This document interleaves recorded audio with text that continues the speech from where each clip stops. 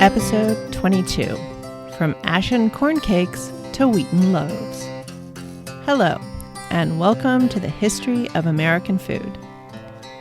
This week, I'll be looking at what it took to be a successful 17th century baker, both generally and in the challenging landscape of the British Atlantic colonies. The 17th century colonists grudgingly adjusted to corn as their main grain, but never really stopped pining for good English wheat flour. And I'll touch on the close ties between British breads and beer. So pull up to your place at the table and let's dig in. In the 17th century, the bakers, like the brewers, were overwhelmingly women. In larger cities, where bakeries, like breweries, were large and required land ownership and capital investment, men were involved in the baking business on the financial side, and occasionally on the baking side. It is worth noting that the large water and windmills, generally in use in 17th century England and Europe to supply bakers with flour, were run by men. But in the colonies, where milling returned to mortar and pestle or hand quern, women, once again, were doing the labor. In the 17th century, especially in the colonies, almost all bread baking was vernacular. That is, it was a simple cooking activity, done by memory and habit repeatedly, not something that was done from written recipes or done for variety. When it came to pies and some celebration breads, there might be notes, but for the most part, when it came to baking, if you hadn't learned it by heart, you didn't even know where to start. A look at cooking compilations that cover the 16th and 17th centuries, they contain almost no basic bread recipes. Letters and diaries may contain notes, but bread was something you learned by doing and did the same way every time. Not something you looked up a new recipe for every few weeks. Unlike with farming, where the earliest colonists were hopeless because they were either city people, unskilled laborers, or mustered-out soldiers, and didn't know how to run a farm, the women who came as early colonists did know how to bake bread, boil a pudding, and make a variety of pies. And they could do it with either wheat or the mixed wheat and or rye and or barley flours often found in 17th century England. So if anything, they were a bit more prepared for the adventure than the menfolk. They could at least come closer to feeding themselves and others. Baking bread has not changed that much at all since people started doing it. A pounded or ground grain, some liquid is added, a dough is made and rested. It is baked into some sort of cake or loaf. There have been refinements in ingredients, in leavening, in shaping, and the actual baking apparatus. But the process remains at its very heart essentially the same. So what distinguishes 17th century baking, and why is it tied so closely to 17th century beer? Preparing the dough then looked just about as it does now. Mix flour ground from a cereal grain with water, add a little salt, add yeast, and knead it until the bread comes together in a coherent, non-sticky, reasonably stretchy dough. The flour made in modern rolling mills has been heated as it was processed, which also makes it readier to take up moisture and become a pliable, stretchy dough faster. 17th century flour required longer kneading, since the flour being used was cold stone ground and typically in a larger grind. So a half an hour or even an hour of working the dough was recommended. Talk about your upper body workout. And the yeast, instead of coming from a packet, came from one of a few sources, and this is where the beer comes in. The two sources most written about were either a soupy liquid from beer brewing called barm, the foam scooped off the top of actively brewing beer, or a piece of dough or levain, saved from the last baking. Sponges and starters were also kept, these thick, fragrant stews of yeast and friendly bacteria that were fed with handfuls of flour and sometimes bits of very ripe fruit or squeezes of fruit juice. Another common option was a special bread trough. If it was used only for that purpose, and frequently enough, it would have adequate yeast colonies embedded in it to start the bread's rise. But let's face it, having a brewer nearby with a happy, healthy, bubbling barm supply that could be snagged at a moment's notice would definitely be the most convenient option. On large estates and in small villages, it was very common for the bakehouse and the brewhouse to back up on each other so they could share yeast, grain supplies, and wood piles. 17th century yeasts were pokey little critters compared to the supercharged distant cousins we now typically cook with. Instead of rises of an hour or two, it was common to start a bread dough the night before and let it rise overnight before the rest of the baking tasks were taken on. But once there was dough, that was where things really started to look different from modern baking. Nearly every 17th century English loaf was self-supporting. There were no pans. Also, every 17th century loaf was cooked using the heat from a wood fire. There were two ways this typically happened. Most common was a mud or clay or stone oven. These could be built freestanding outside in a yard. Smaller ones were often made of cob, which was a combination of clay, sand, and some fibrous material like dried grasses. They might also be built partly or completely of bricks or stone, either freestanding outside or as part of a larger fireplace cooking complex inside of larger houses. These were domed, chimneyless chambers with a door at the front. They would be heated over the course of several hours using a fire that fit inside and would burn down to charcoal. The cob or brick or stone of the oven would be heated to a high temperature, and the fire would be raked out. The bottom of the oven would be quickly mopped out to remove ash and slightly cool the floor. Then the bread would be placed on the floor of the oven, the door closed, and the bread would be left to bake, in the words of the time, until it was enough. Building the fire so it heated up the oven correctly and evenly and adequately was the first challenge. Then, once the coals were raked out at the right time, the bread had to be shut in the oven for the right amount of time, when you didn't even have a clock. And after spending all that time and energy, a baker wasn't going to let the oven cool down with the rest of that heat unused. So pies were often baked after the bread. Maybe a stew was reheated. Old breads were dried out further for later grating as crumbs. After the hours of higher heat use, residual heat would be used to do things like dehydrate fruits or dry herbs, and the last of the heat might be used to dry out flour that needed to be particularly fine for a special baking task. Each of these steps in the oven cooling process would have names like quick oven, high oven, or well-heated oven. As heat left, terms like slow oven or slack oven would describe the temperature. Identifying each type of heat was often done by seeing how long the baker could hold her hand close to a surface, or how long water droplets took to disappear. Baking times were often measured in things like numbered repetitions of prayers, or for longer periods, the movement of sun across a surface between known points. A sense of smell was essential for following bread and other baked goods as they moved from gummy and underbaked to toasty and delicious to burnt and overdone. The only sure method to becoming a successful baker was working in the kitchen and watching, and then working in the kitchen and doing. And for the most part, women were the only ones in the kitchen doing things. As a result, in the colonies where there were no women, there was usually no bread.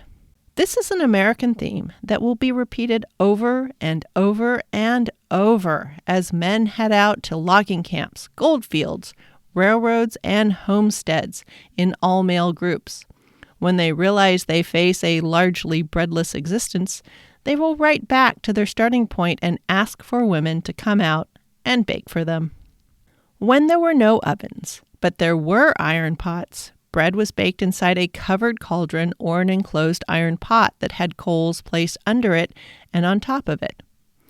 Evidence of this practice can still be seen in older Dutch oven pots that have a lip around their lids. This lip would hold coals in place on top to bake the bread inside from the top and the bottom.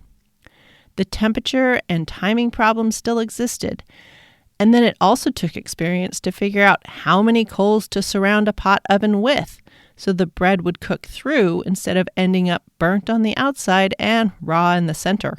Cooking bread in a hanging cauldron was even more of a challenge, and it would often come out more steamed than strictly baked. More on this in the 18th century, as molasses makes steamed bread a feature, not a bug. But any bread, whether steamed or properly baked, was always preferred to no bread at all. This pot oven or Dutch oven option would fade out, reappear, and then keep reappearing as Americans pushed west. They repeatedly left their brick ovens and later iron stoves behind and returned again and again to open hearth cooking. The bakers that did come to the New World at the start, no matter how good of a baker they were back in England and how well they adapted to a new bake oven or pot oven, they had to do some serious experiments to adjust to the realities of corn.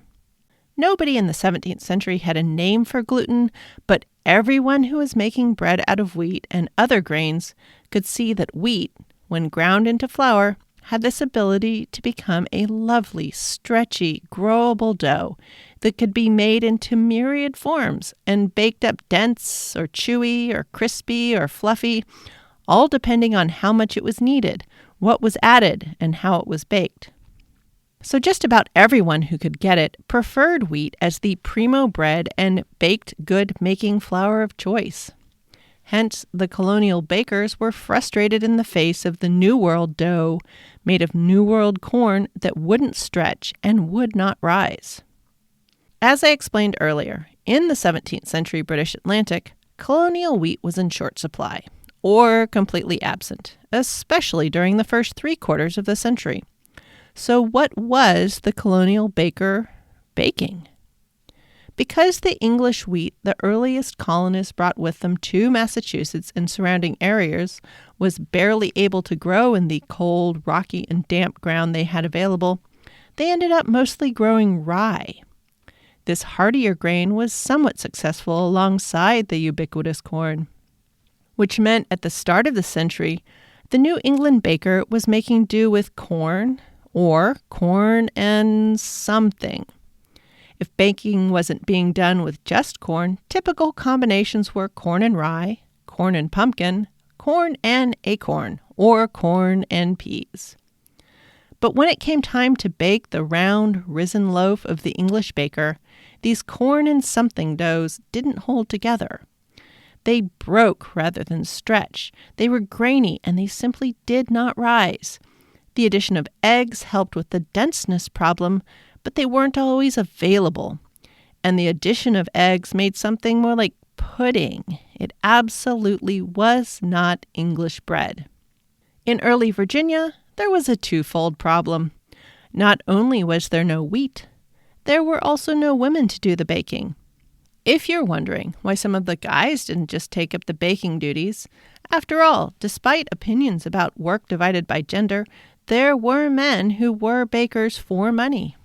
The difficulties lay in the equipment and just how hard it was to master the skill of baking when using fire, no thermometers, no timers, and almost no written instructions for how to bake bread. Then, creating bread from familiar wheat in these circumstances required years of apprenticeship at the hearth. Figuring out how to adapt this new odd grain, this turkey wheat or Indian corn or maize or whatever you wanted to call it, to English baking traditions was an undertaking beyond any novice cook or baker. The result was the earliest colonists were completely without bread. They started by roughly pounding corn, and in the early years, most of this corn was not grown by the colonists. Much of it was either stolen from the caches of local tribes or traded for.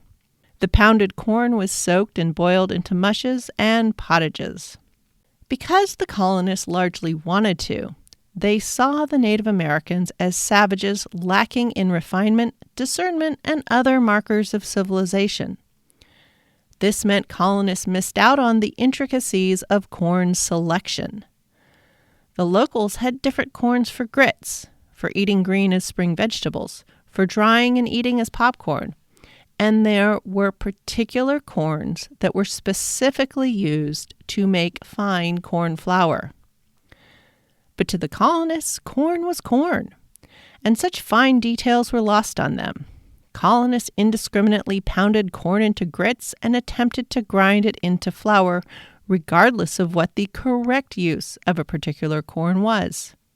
Where a Native American village would have a variety of corns grown at different times during the growing season and destined for different uses, the colonists would grow one sort of corn, the one they had, or the type that produced the most. And they would expect it to serve all their corn purposes, the way they grew one sort of wheat or one sort of barley or rye for all those purposes.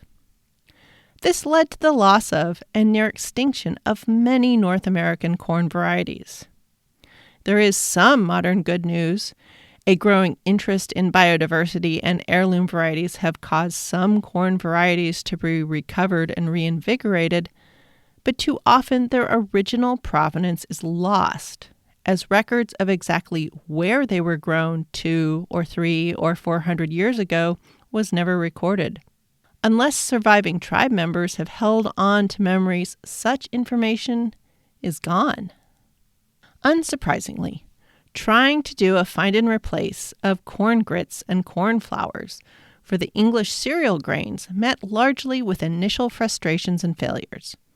Early attempts were unlovely, but were eaten since there was nothing else. The earliest baked things in the colonies were flat corn and water cakes baked on iron spiders, on iron plates, on bannock boards, on flat rocks, or directly on the coals of an open fire. These were the Johnny cakes, journey cakes, ash cakes, griddle cakes, slapjacks, and corn pones found in early writings. Over time, fat or dairy liquids would be added to make the cakes richer and form a pleasantly crispy fried crust. Mixing in the pulp of pumpkins and later sweet potatoes would make more tender cakes. But a certain amount of baking smarts was needed for such a combination to be successful. For example, if the pumpkin pulp were not pre-cooked, a fibrous, gritty bread would be the product. Raw pumpkin is somewhat acidic, and the juices will cause cornmeal to harden rather than soak up water. And all of these different doughs and batters did not stretch. So even with the addition of yeast, they did not rise, and early versions were not baked in ovens. A few years in, as rye crops were successfully grown, loaves of rye and injun became common fare. Rye contained some gluten, so a more familiar dough could be made and risen with barm, that soupy skimmed foam from active beer fermentation vats. Such loaves lacked the spring of a wheat loaf, but were still lighter than the dense corn-only or corn and something breads.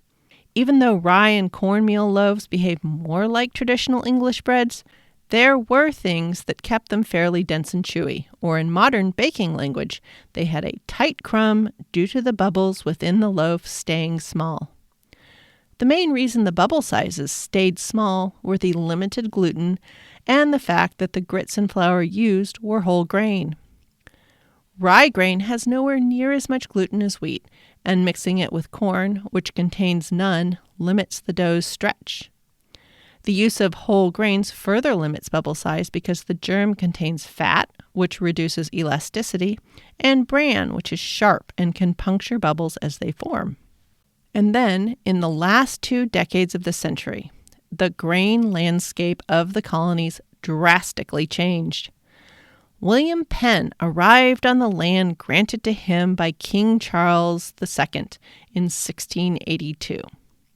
This land, incidentally, was how King Charles decided to pay off the 16,000-pound debt that he owed to William Penn's father, the Admiral. Penn was rapidly followed first by other Quakers or members of the Society of Friends and other English holding membership in minority Christian sects. Penn's determination to be open to all, regardless of language, state of origin, or religious beliefs, meant there were also a large number of colonists from German, Bavarian, and Bohemian states who were sick of their local wars. These large family groups rapidly set up farms and started shipping wheat out among the older colonies. So just as colonial beer excitedly returned to barley, but with a few New World touches, bread would return to the wheat and mixed wheat, barley, rye loaves with glee and relief. But the cornmeal as an additive would remain and be part of the baking practice. A pale echo of this remains in modern commercial and home baking even now. When making an all-wheat loaf, it is common to use cornmeal under bread dough when slipping it into an oven. In many places, wheat would remain in short supply, and cornbreads or corn and something breads would remain. But the colonial period, where traditional English baking styles were impossible, were over. What would last were the experiments, the attempts at creating food from back home with ingredients from the New World. Cornbread that mixed flours and used eggs, and later sugar, would become a standard of American food. The lack of wheat in the early years and the apparently insatiable growing global appetite for bread would drive mechanical and industrial developments in American wheat planting, harvesting, processing, flour production, and bulk transport. It would take time, but by the end of the 17th century, the colonies were well on their way from being a by the fingernails, barely hanging on venture and net food importer to becoming a substantial exporter of grain to Europe. The colonies were changing over from a get-rich-quick common stock investment venture to a long-term home for displaced, war-weary, and hopeless Europeans. Many voluntarily ventured to the New World as a way to escape their grim fates, but just as many, or perhaps more, were transported over as debtors, vagrants, beggar children, and general drains on the common purse. They were sold for limited terms to farmers and merchants who were chronically short of labor as indentured servants as a way of clearing the public spaces of England of the idle poor. The policies of transporting people involuntarily to do work they were poorly or grudgingly paid for, with no way to stop abuse, proved to produce less satisfactory work than those who had devised the policies expected.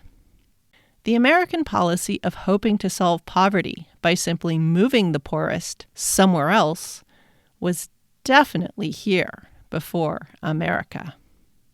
This bright future with profit projections advertised to the Parliament back in England came at a high cost to the native peoples who at the start of the 17th century had homes, villages, and established hunting and fishing grounds on the land. But upon arrival, the colonial populations had visions of homes, cows, kitchen gardens, fences, and grain fields of their very own. Armed with approval from their kings and princes, a sense of religious righteousness, cultural superiority, and none of the signposts of ownership they recognized from home, the land appeared to be empty and available for taking. Astoundingly bountiful, and especially to a population on foot, apparently endless. American bread started with no wheat at all, but over the years, the direction the earliest colonists started would create several entirely new styles and eventually make changes to the bread of the world. Now that we've covered the basics of domestic life, corn and cows, salt and fruit and vegetables, bread and cheese and beer, it's time to take a look to the wilds. Our first look will be at deer, venison, and the difference the arrival of the flintlock made, and how an influx of American deer hides laid the groundwork for a scandalous male fashion trend in England. Thanks for listening. Show notes for this episode will be at thehistoryofamericanfood.blogspot.com. Any email, questions, or quibbles will reach me at thehistoryofamericanfood@gmail.com. A few words to review this podcast really do make a difference and helps me make sure I'm heading in an interesting direction. Along with promised pictures and links, I'll also include any interesting media I consumed for this episode. Music for this podcast is Fingerlympics by Dr. Turtle. The link to the show notes is also in the show's Twitter bio at THOA Food and in the show description.